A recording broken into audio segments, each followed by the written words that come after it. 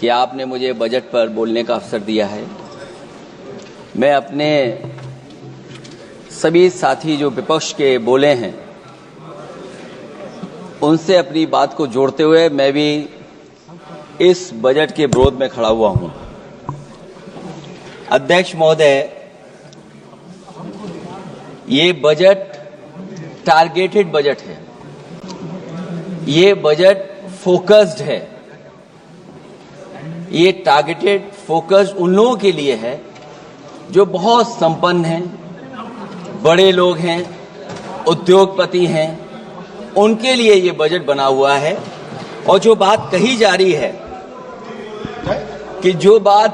रही है कि भारत को विकसित राष्ट्र बनाने के लिए मुझे इसमें कोई रोड मैप नहीं दिखाई देता है। और रोड मैप इसलिए नहीं दिखाई देता अध्यक्ष महोदय कि जैसे ही बजट आया, सभापति महोदय, जैसे ही बजट आया हम लोगों ने वो तस्वीरें देखी हैं।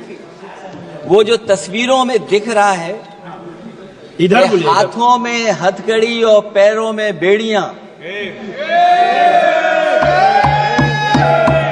क्या सभापति महोदय 10 बजट इस देश के लिए इसलिए बनाए गए थे कि जब 11वां बजट आएगा तो पूरा देश और पूरी दुनिया ये देखेगी कि भारत के लोग हथकड़ी लगा करके और बेड़ियों को लगा करके भारत लौटाए गए। सभापति महोदय, मैं आपके माध्यम से ये बात कहना चाहता हूं कि अमेरिका जा रहे हैं तो पिछली बार हीरा लेकर के गए थे, इस बार सोने की जंजीर ले जाइएगा। जंजीर देखकर शायद उन्हें कोई और जंजीर याद आ जाए। और हो सभापति महोदय,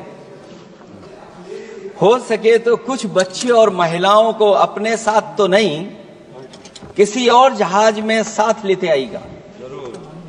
वो जहाज भी तो भारत का ही होगा। इतना हक तो उनका बनता ही है कि कम से कम दूसरों की ठगी से शिकार कुछ लोग तो बाइज्जत देश लौट सकें। वैसे सवाल ये भी है कि आपके रहते ऐसी ठगी कैसे फल फूल रही है। और सभापति महोदय, इस ठगी से सबसे ज्यादा अगर प्रभावित कहीं के लोग हैं तो वो गुजरात के प्रभावित लोग हैं। क्या यही सभापति हमारे विकसित भारत की तस्वीर है? यादव जी, आप सीनियर मेंबर हैं। सभापति पार्लियामेंट्री वर्ड जो आप बोलते हैं थोड़ा सा सोच समझ के बोलिएगा। ये ठगी वर्ड जो है थोड़ा सा इसको हटा दीजिएगा। सभापति महोदय, एक दूसरी तस्वीर में हम लोगों ने देखी, महाकुंभ जो 144 साल बाद एक झूठा प्रचार किया गया। 144 साल। सभापति महोदय, बोलने दीजिए। सभापति महोदय, कुछ पॉइंट रेज करा।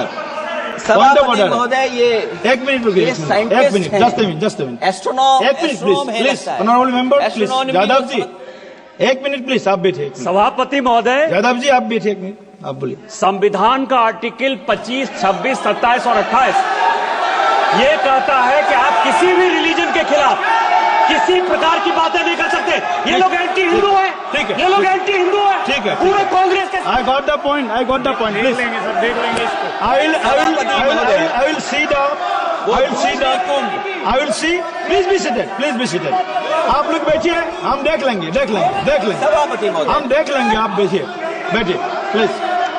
आप बोलिए, हम देख लेंगे। गौरव जी बोला है ना, प्लीज आप लोग बैठिए, बोलने दीजिए, नेता को बोलने दीजिए, माननीय नेताजी को बोलने दीजिए। वो महाकुंभ की तस्वीर, क्या हो रहा है? ये भड़काना चाहते हैं। सभापति महोदय, ध्यान भड़काना चाहते हैं। 1 मिनट, कोई भी ऐसा करके नहीं आए हो, कोई भी आस्था के विरुद्ध में बोला, आपको कोई अधिकार नहीं बनता है। आप स्नान करके नहीं आए हो, आपने स्नान नहीं किया कुंभ में। बोल दिया मैंने, सभापति बोल दिया मैंने, प्लीज। आप वो हटा दिया जाएगा वो। सभापति महोदय, इन्होंने कुंभ में स्नान नहीं किया। आप इधर देखिए, शहर पर देखिए, उधर मत देखिए, शहर को संबोधन कीजिए। अगर फोटो आई होती तो मैं जैकेट वाली भी फोटो देख लेता। आपका कोई गलत फोटो दिखा है, सभापति महोदय, ऐसा लग रहा है। विकसित भारत की जो दूसरी तस्वीर देखी जी, वो तस्वीर न केवल हम लोगों को दुख पहुंचाती है, बल्कि तमाम वो सनातन को स्वीकार करने वाले लोग, उनको दुख पहुंचाया होगा। सभापति महोदय, अगर लोग तकलीफ में रहे, परेशानी में रहे, और ये पहली बार हुआ होगा ऐसा कि लोग 300 किलोमीटर के जाम में फंस गए। न केवल एक मुख्यमंत्री सभापति महोदय, उन्हें दो मुख्यमंत्रियों को लगाना पड़ा कि कैसे जाम रुक जाए।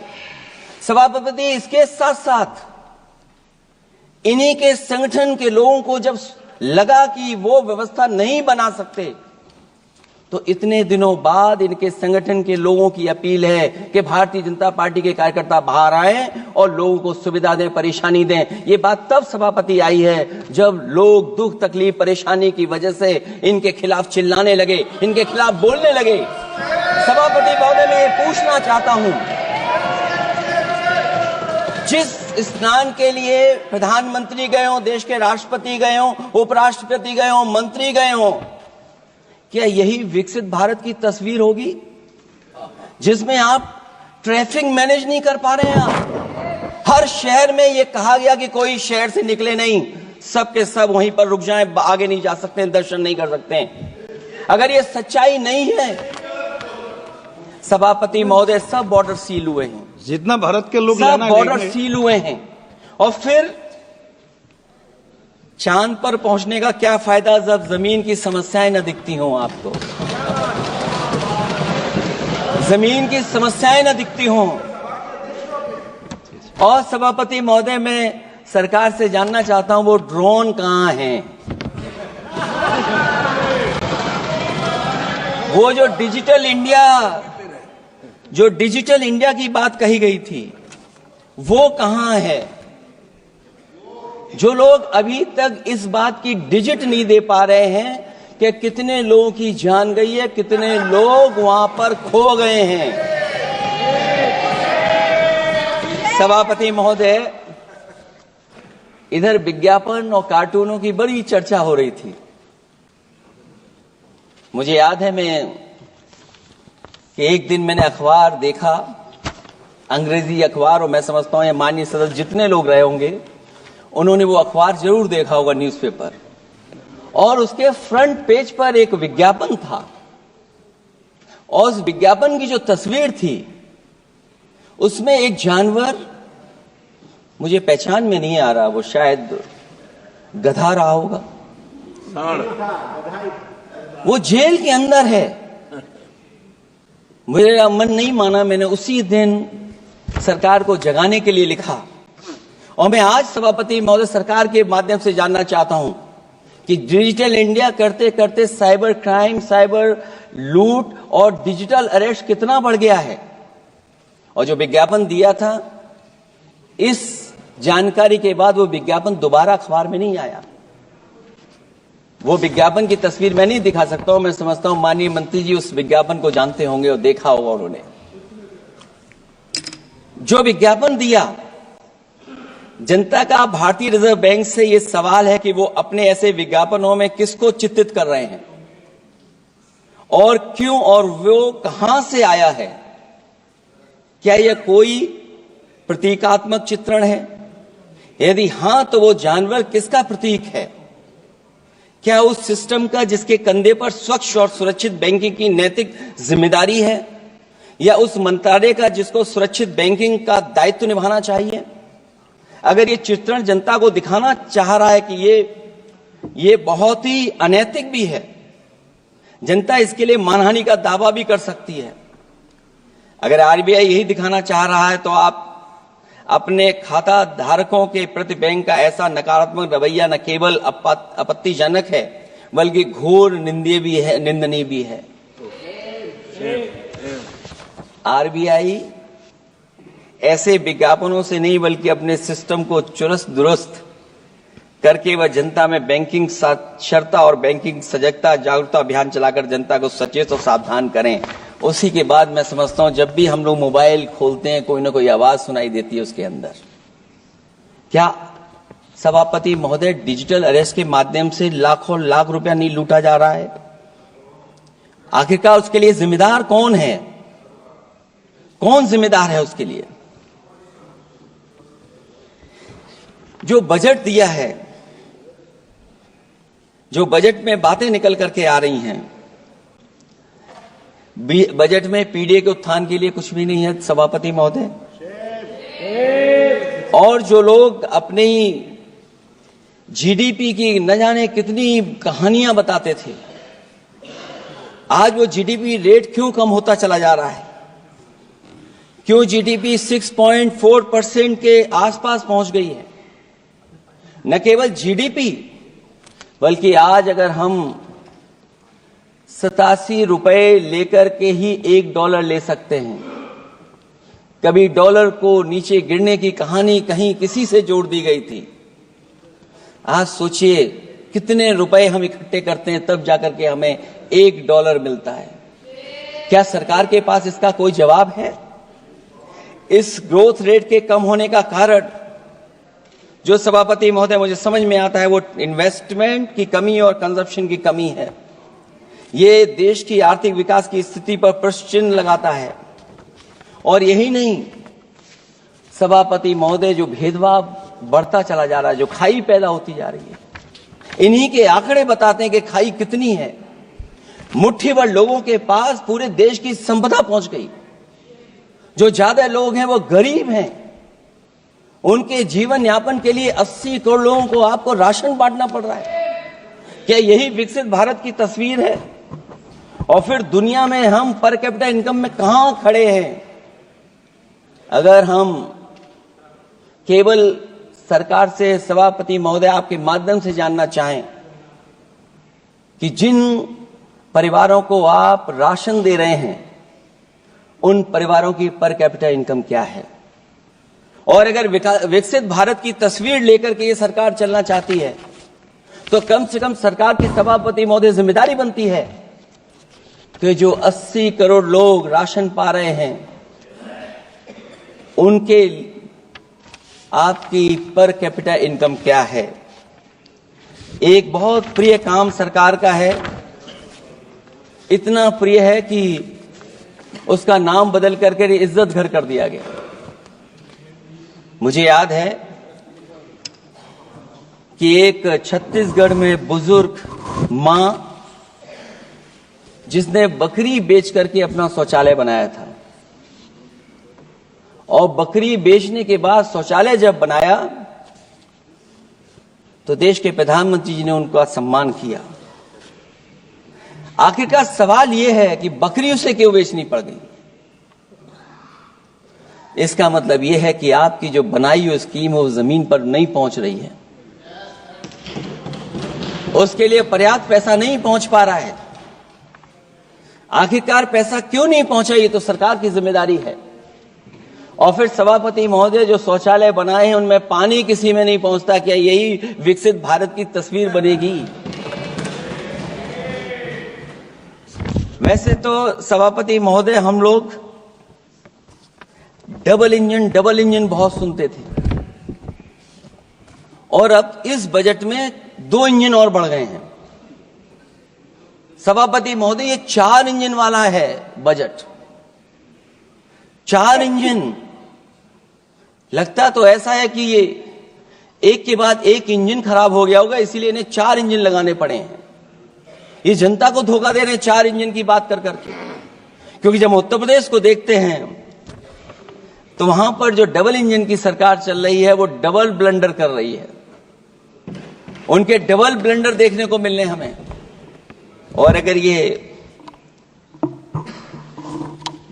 4 इंजन की सरकार है, जो सबसे पहला इंजन है सभापति महोदय वो हमारे किसान और कृषि का है। 10 साल गुजरने के बाद भी और इतने बजट आने के बाद भी आज तक किसानों की आय दोगुनी नहीं हुई। ये हमारे तमाम माननीय सदस्य समय समय पर अपने क्षेत्र की जो समस्या है फसल को लेकर के सवाल खड़ा करते हैं। कई किसान नेता आंदोलन कर रहे हैं, अभी भी आंदोलन चल रहा है। सभापति महोदय, इस सरकार के पास जो विकसित भारत का सपना दिखा रही है, अभी तक किसान की आय दोगुनी कैसे हो उसका कोई रोड मैप नहीं है इनके पास। अगर कोई रोड मैप रहा हो तो बता दें हमें। और फिर एमएसपी की कानूनी गारंटी, सभापति महोदय, हजारों किसानों की जान चली गई कि एमएसपी को कानूनी गारंटी मिले, लेकिन आज भी वो गारंटी नहीं मिल पा रही है। क्या यही हमारा विकसित भारत होगा जिसमें किसान को एमएसपी नहीं मिलेगी, उसकी कोई गारंटी नहीं है? जो किसान की आय दोगुनी का सपना ले रहे थे, उन्होंने स्वामीनाथन जी को भारत रत्न तो दे दिया, लेकिन उनके कही हुई बातों को अभी तक नहीं पहुंचा पा रहे हैं। जो फसलें दलहन तिलहन बढ़ावा देने के लिए जो मिशन की घोषणा की गई थी, वो क्या मिशन अभी पूरा हुआ है? क्योंकि अभी तक हम लोग तिलहन इंपोर्ट कर रहे हैं। दलहन तिलहन के बारे में पहले बजट से कहा जा रहा है, अध्यक्ष महोदय, आज भी हम लोगों को इंपोर्ट करना पड़ रहा है। और उसका परिणाम यह है कि हम अपने किसानों को जो लाभ देना चाहते हैं वो नहीं लाभ दे पा रहे हैं। प्रधानमंत्री धन धान कृषि योजना 100 पिछड़े जिलों के लिए घोषित हुई है, लेकिन इसके लिए कोई बजट नहीं दिया गया है। फल और सब्जी का उत्पादन को बढ़ावा देने के लिए भविष्य में योजना बनाई जाएगी। यही 4 इंजन की बजट है कि फल और सब्जी के लिए बाद में बजट बनाया जाएगा, बाद में बजट घोषित होगी, पॉलिसी क्या होगी वो बाद में तय होगा। कृषि क्षेत्र में रिसर्च और डेवलपमेंट के लिए अधिक धन की आवश्यकता है, शायद इस बजट में अध्यक्ष महोदय वो नहीं दिखाई दे रहा है। कृषि क्षेत्र में कार्यबल करीब 46% है, लेकिन जीडीपी में इसका योगदान केवल 18% है। किसानों की खराब आर्थिक स्थिति को दर्शाता है कि अभी हमारा किसान गरीब है।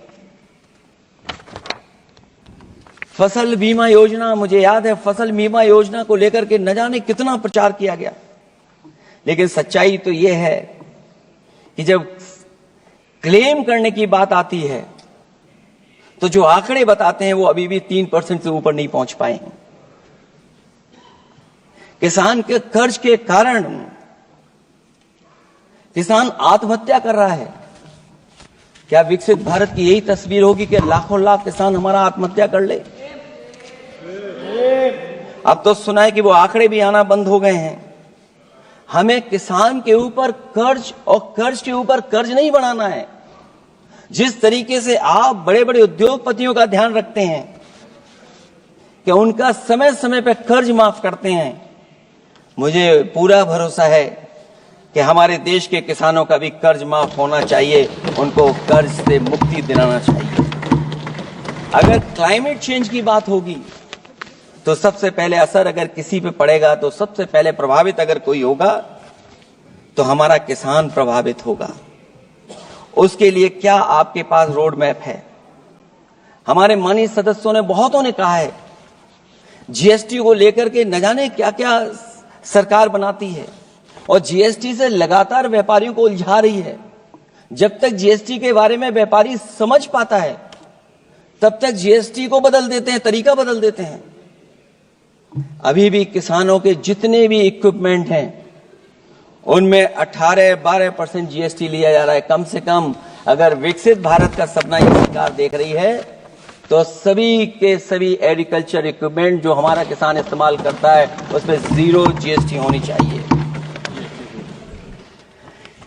मैन्युफैक्चरिंग सेक्टर को बढ़ावा देने के लिए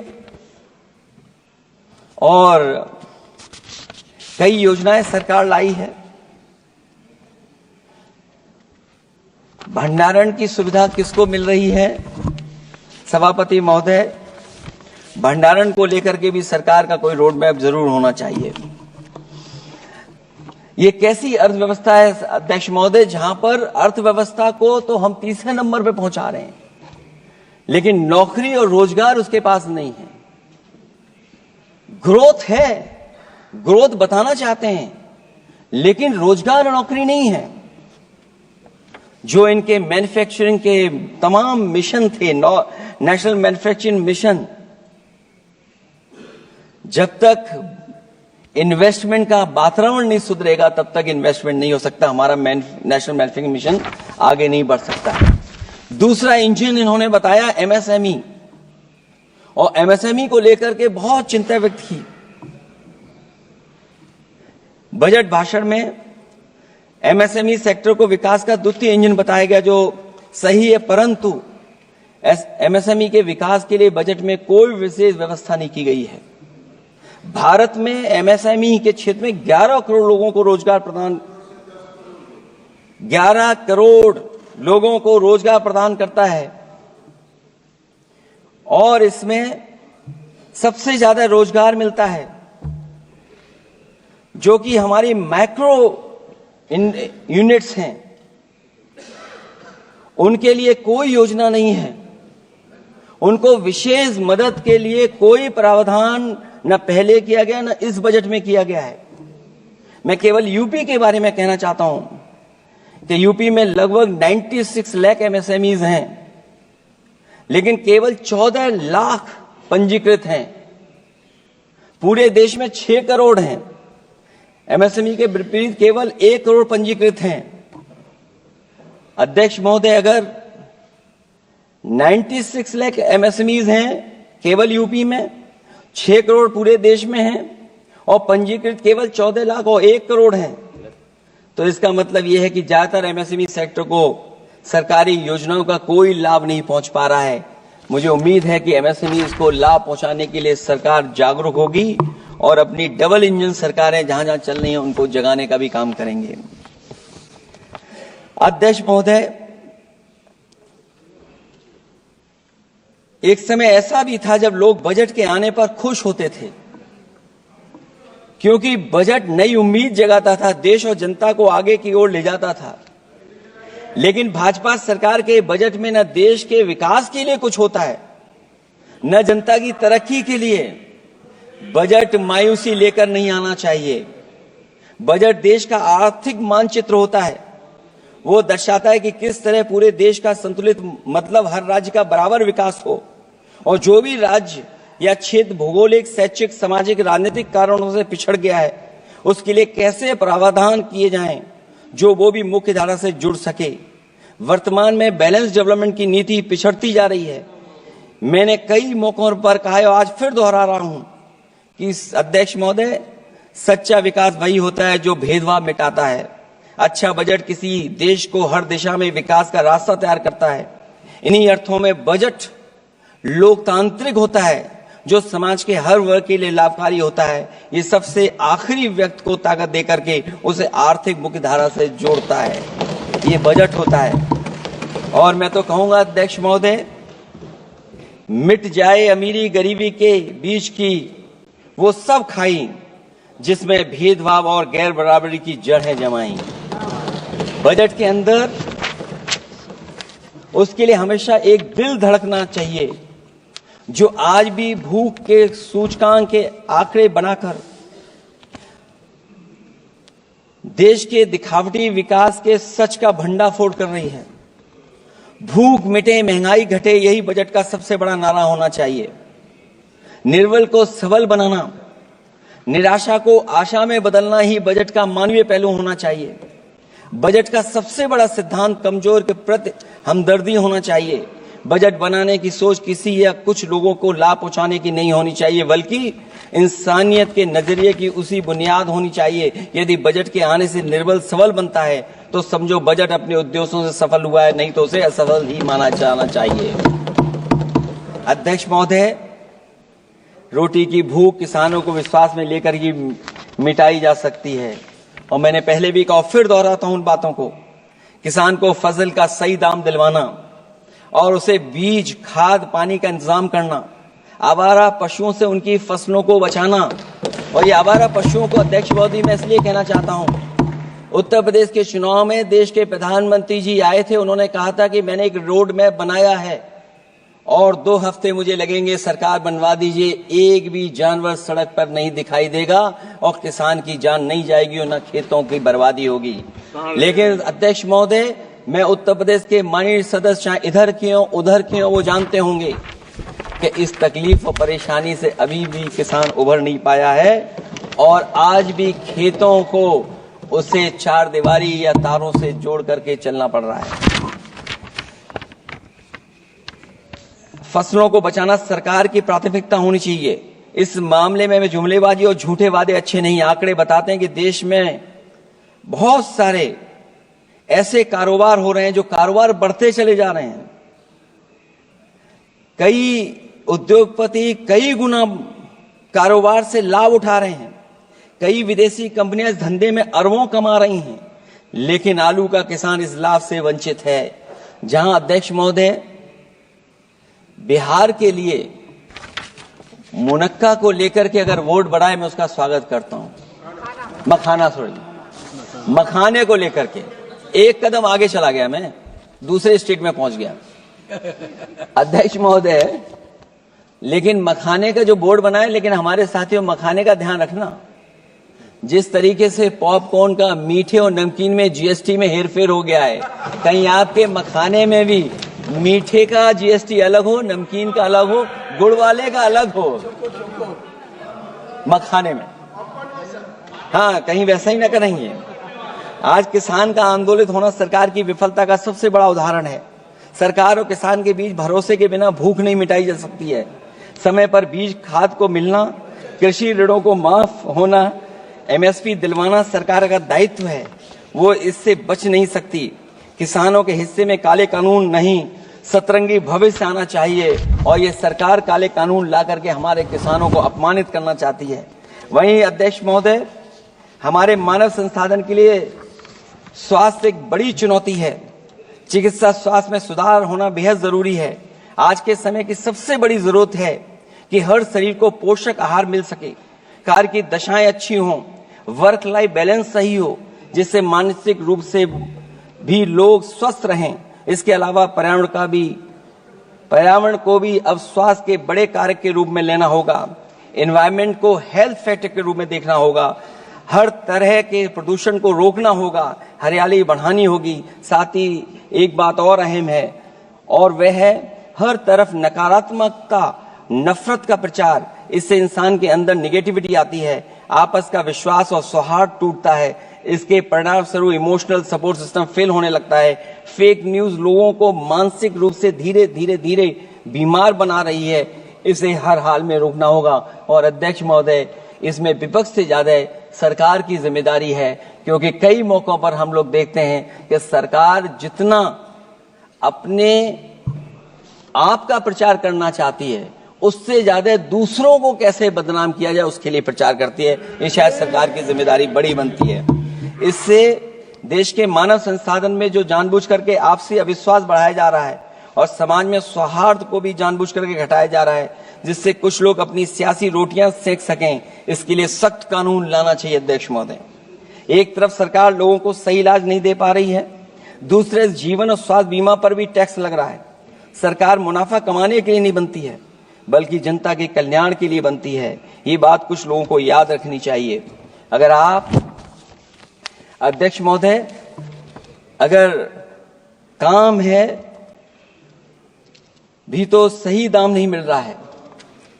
ये बात अगर एक पढ़े लिखे युवा के लिए सही है, तो एक मजदूर के लिए भी दिन भर कमर तोड़ मेहनत तो करता है, लेकिन उतना पैसा मजदूरी में नहीं पाता है कि अपनों का अपना पेट भर सके। आज जबकि देश की अधिकांश आबादी युवा है, ऊर्जा से भरी हुई है, कुछ करना चाहती है, ऐसे में सरकार को सिर्फ ये करना है कि वो देश के कारोबारी वातावरण और व्यावसायिक व्यवस्था का निर्माण करे, लोगों के टैलेंट को पहचाने, उसकी सच में स्किल मैपिंग करे, जिससे युवा को प्रतिभाओं के अनुसार उसको काम रोजगार मिल सके, जिससे युवाओं को देश के निर्माण में अपना योगदान करने का मौका मिले। अध्यक्ष महोदय, जब से ये सरकार बनी है, महंगाई बढ़ती चली जा रही है। महंगाई कहां पहुंच गई है सरकार को बेहतर पता है, आकलन है उनको। इसलिए अध्यक्ष महोदय, महंगाई एक ऐसी समस्या बनकर उभरी है जिसने हर कौर को भारी बना दिया है, जिस तरह सत्ता में बैठे हुए लोग राजनीतिक चंदे के नाम पर कंपनियों से उगाही कर रहे हैं, दरअसल वो भी दामों के बढ़ने का एक बहुत बड़ा कारण है।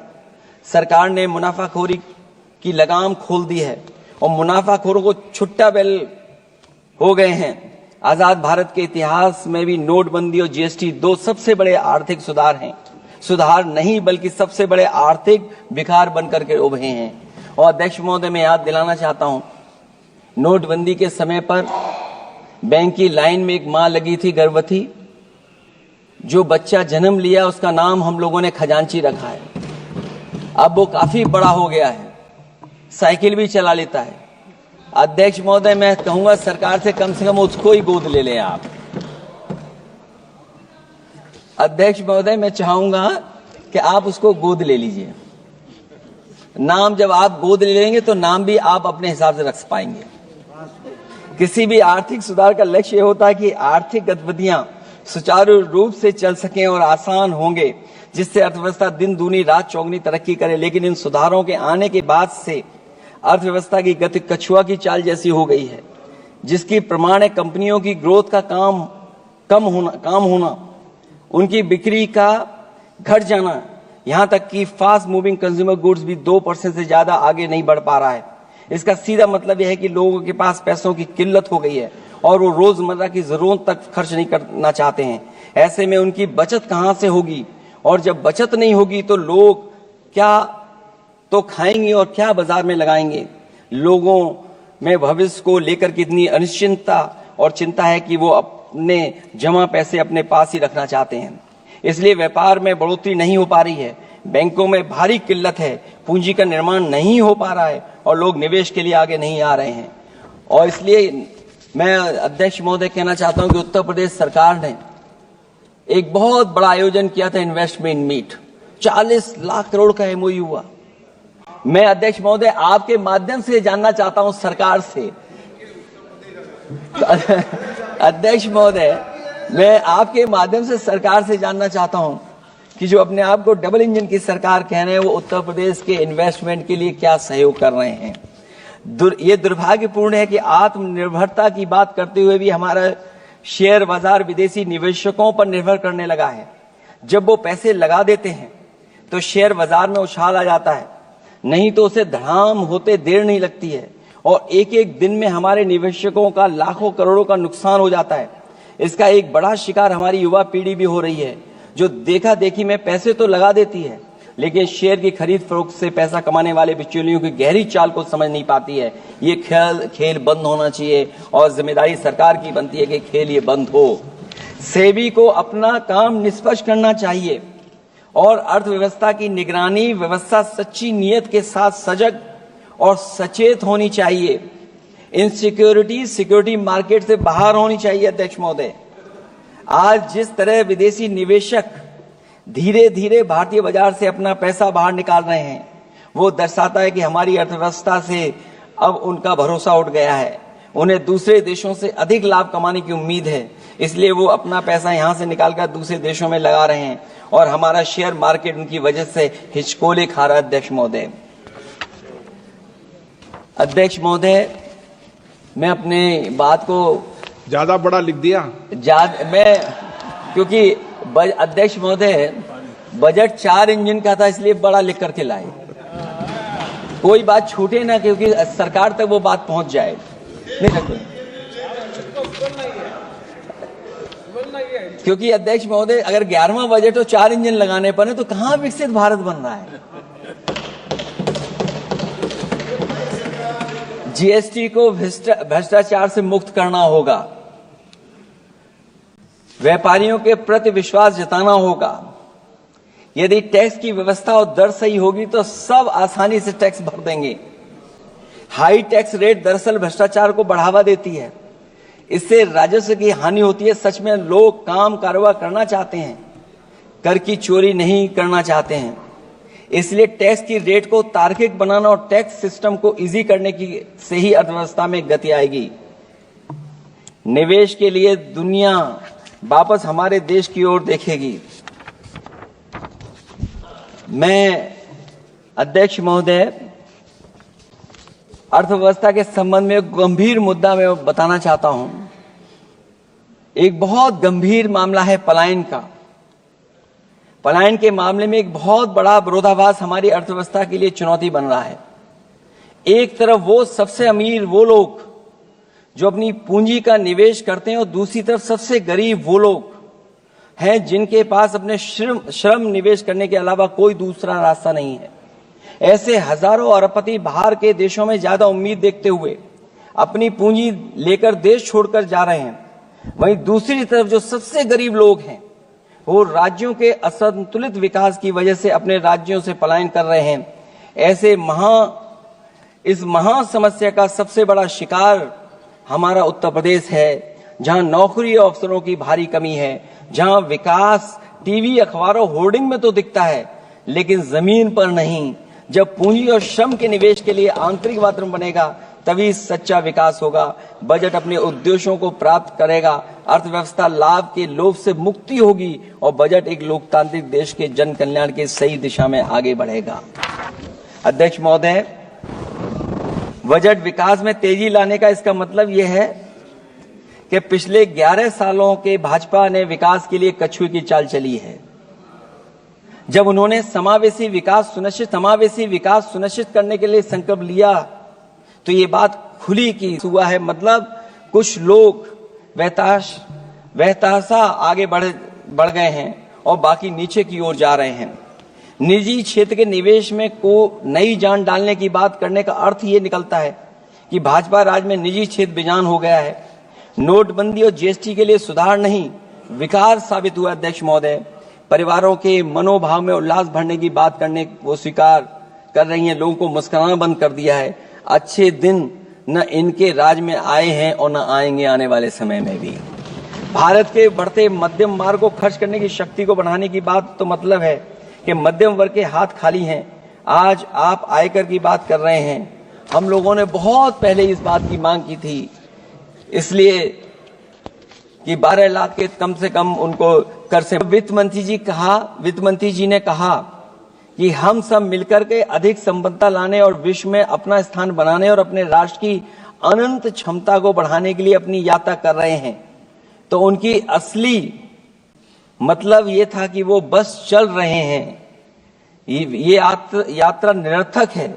अगर 11 साल बाद भी मंजिल का अता पता नहीं है तो ये यात्रा कौन सी है। अध्यक्ष महोदय, जब आपने कहा कि हमारे सामने प्रतिकूल भू राजनीतिक परिस्थितियां हैं तो अध्यक्ष महोदय ये बताए सरकार कि आपने उन्हीं प्रतिकूलों को क्यों होने दिया, प्रतिकूल परिस्थितियों को क्यों बनने दिया, हमारे संबंध पड़ोसियों से क्यों खराब हुए, हमारी सीमाएं क्यों असुरक्षित हुई, हम क्यों अपनी बात अंतर्राष्ट्रीय पटल पर रखने में कामयाब नहीं हुए हैं।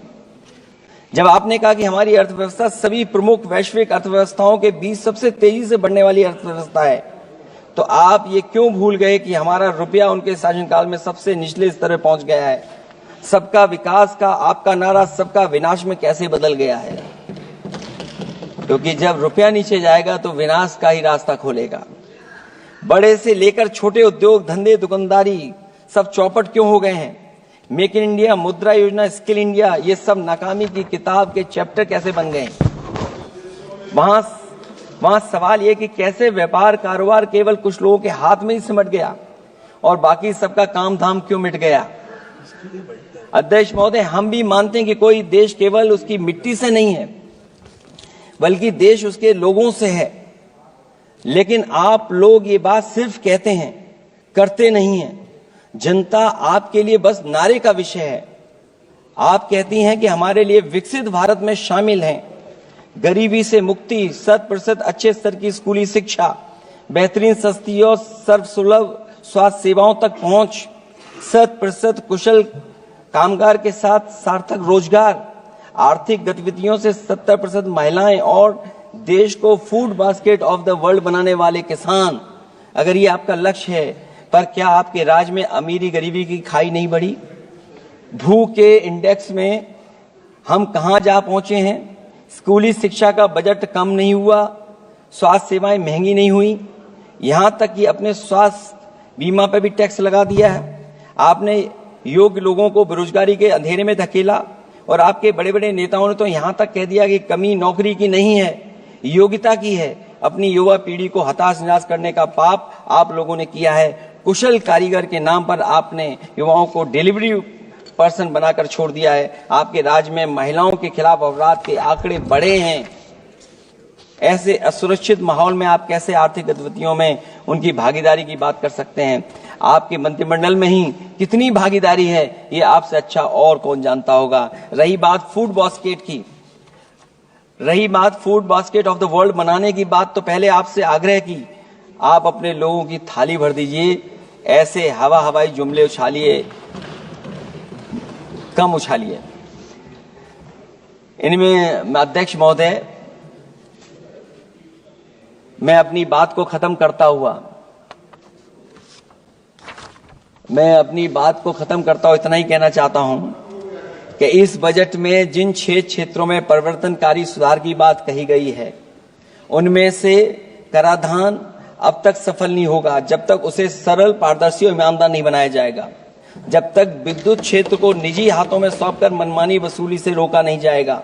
शहरी विकास के नाम पर जब तक जमीनों कुछ धनवानों के हाथों में कौड़ियों के दाम बेचने का खेल खत्म नहीं किया जाएगा।